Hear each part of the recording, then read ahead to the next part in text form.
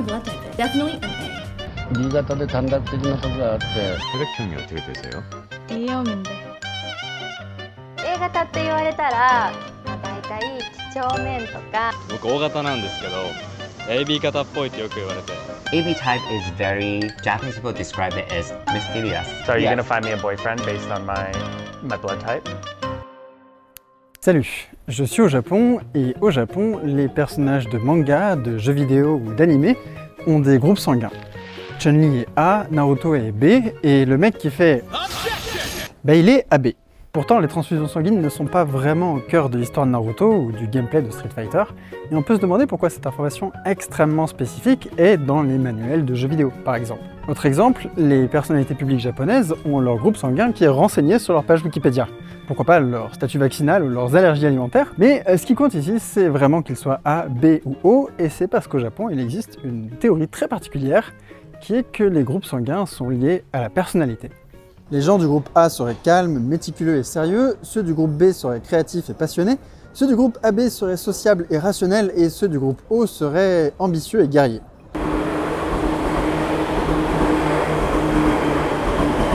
Je vais essayer de trouver un endroit un peu plus sympa.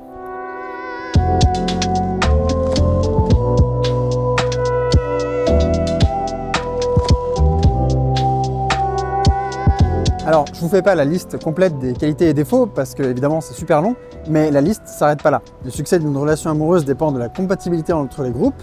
Il y a des goodies adaptés à chaque groupe, des horoscopes, et il faudrait idéalement manger des aliments qui correspondent à son sang. C'est quasiment une astrologie parallèle en fait. Et dans cet épisode, je vais vous raconter d'où vient cette théorie, quel est son rapport avec les nazis, et surtout comment on peut en faire une pseudoscience beaucoup plus stylée avec les dernières avancées de la recherche. Nous sommes au tout début du XXe siècle. À l'époque, les gens meurent parfois lors de transfusions sanguines et le médecin autrichien Karl Landsteiner se rend compte que lorsque deux sangs différents sont mélangés, ils peuvent former des amas. Il teste et il croise différents sangs différents et il finit par obtenir un tableau d'incompatibilité qui sera à la base du système ABO. Karl reçoit un prix Nobel pour ça 40 ans plus tard, mais il s'arrête pas là et il en profite pour isoler le virus de la polio au passage. Il se rend compte au cours de ses travaux que si les globules rouges s'agglutinent et tuent les transfusés, c'est parce que ce nouveau sang est vu par leur système immunitaire comme un corps étranger, et s'il est vu comme un corps étranger, c'est parce que les antigènes à la surface de ces globules rouges transfusés peuvent être différents. Ces antigènes sont divisés en deux catégories, A et B. Les personnes AB ont les deux types d'antigènes à la surface de leurs globules rouges, et les O n'en ont aucun. Voilà. C'est ça le système ABO. C'est pour ça que les O sont des donneurs universels, pas d'antigènes, donc pas de réaction immunitaire chez le receveur. C'est aussi pour ça que les AB sont des receveurs universels, parce que tous les antigènes sont présents sur leurs globules rouges et ils n'ont pas de réaction immunitaire si le donneur est A, B ou O. Donc ça, c'est la base scientifique du système des groupes sanguins, mais le ventre-glisse idéologique a commencé quand un chercheur allemand a découvert l'héritabilité du système ABO. Dans une période historique un tantinet monomaniaque avec la pureté de la race et donc du sang, cette information est évidemment récupérée à des fins idéologiques et elle fait son petit bonhomme de chemin jusqu'à un Japon très inspiré des idées eugénistes qui font fureur en Europe au même moment. En 1927, un certain Takeji Furukawa étudie une vingtaine de jeunes étudiantes afin de déceler une corrélation entre le groupe sanguin et la personnalité. Et il montre que les gens du groupe O sont flegmatiques et de tendance guerrière, ceux du groupe A mélancoliques et ceux du groupe B plutôt actifs. C'est plus ou moins calqué sur le système des classes du Japon féodal et ça séduit rapidement tout le monde, dont l'armée qui lance un programme de reproduction de soldats. Son but est de favoriser les bons soldats en contrôlant les naissances grâce à la connaissance des groupes sanguins des futurs parents. Bon, évidemment c'est abandonné en cours de route parce que c'est complètement stupide et surtout inefficace, mais on verra quand même plusieurs propositions incroyables émerger ici et là à l'époque. Par exemple, la résistance taïwanaise à l'occupation japonaise du moment était vue comme la conséquence d'une prévalence du groupe O sur l'île. Pour dompter ce peuple, des génies purs ont proposé de diluer le groupe sanguin trop rebelle en mariant des Japonais avec des Taïwanais. Ça n'a pas été le plus grand succès de l'Empire nippon. Cette croyance a fini par tomber dans l'oubli jusqu'en 1971. Cette année-là, un journaliste japonais sans formation scientifique publie un livre qui devient très rapidement un best-seller. Débarrassé de l'idéologie raciste, le bouquin explique que chaque groupe sanguin a son petit truc. Les gens du groupe A seraient calmes, les B seraient passionnés, etc., etc. Immédiatement, on adapte plein de trucs à chaque groupe sanguin, comme des sodas ou de la nourriture, mais aussi d'autres choses moins comestibles, comme les préservatifs par exemple. Ça a un rapport avec le sang, si on y réfléchit. Évidemment, ça influerait aussi sur la compatibilité amoureuse, et des services de dating et des sites web émergent pour vous aider à trouver l'âme sœur sur la base de votre groupe sanguin.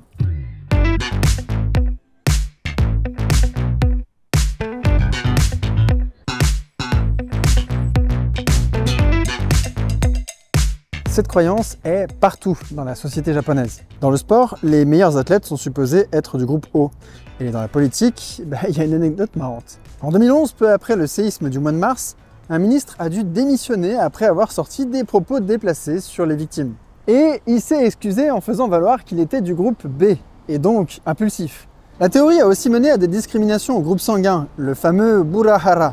Les personnes du groupe B sont souvent mal vues parce qu'elles sont supposées être égoïstes et impulsives, ce qui a amené le ministère de la Santé, du Travail et des Affaires sociales à inclure dans leur règlement de ne pas demander son groupe sanguin à un potentiel futur employé. Des séries, des livres tournent autour du sujet et l'idée s'est même un petit peu exportée en France et aux US, mais ça n'a jamais vraiment eu le même succès qu'ici.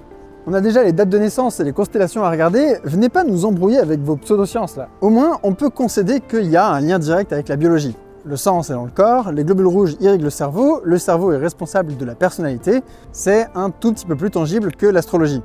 Un peu. Mais le problème, c'est qu'aucun mécanisme biologique n'a jamais été proposé pour expliquer comment ces antigènes présents sur les globules rouges pourraient changer le comportement des gens. En plus, aucune étude n'a relevé de corrélation significative entre personnalité et groupe sanguin. Donc, jusqu'à preuve du contraire, ça marche pas. Enfin, si, il y a peut-être un truc. Un petit truc.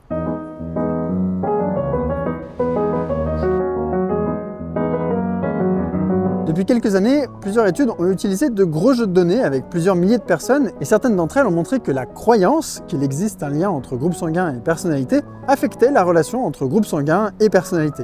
Pour le dire simplement, y croire fait un peu exister le truc. Par exemple, les gens du groupe B qui croient à la théorie se disent plus impulsifs que les autres. En bref, les chercheurs mesurent surtout une sorte de prophétie autoréalisatrice, le fait d'accepter une vague description générique de sa personnalité comme faisant partie de soi. Admettons que vous grandissiez au Japon.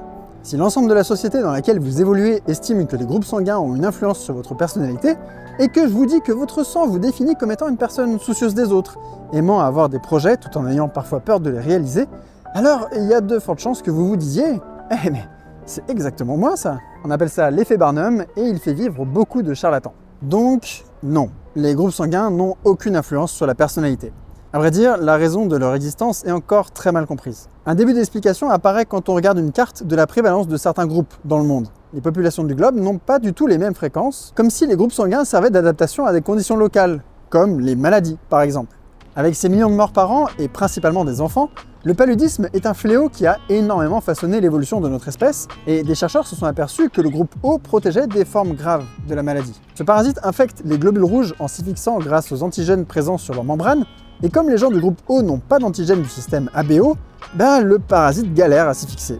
Donc les gens qui ont ce groupe survivent mieux, font plus d'enfants que les autres, le trait héritable est sélectionné de génération en génération, bref, c'est de la sélection naturelle classique. En fait, d'autres groupes sanguins semblent plus ou moins protéger d'autres maladies, comme le choléra, le norovirus, ou même les ulcères de l'estomac. Voilà, donc les groupes sanguins sont une ligne de défense dans une lutte multimillénaire contre des micro-organismes, plus que quelque chose qui modifie la personnalité. La théorie vaguement nazie tombe définitivement à l'eau. Mais on peut l'améliorer.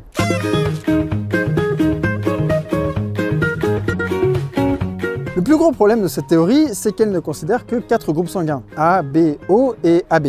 Mais depuis 100 ans, on a découvert beaucoup d'autres systèmes d'antigènes qui définissent en fait de très nombreux autres groupes.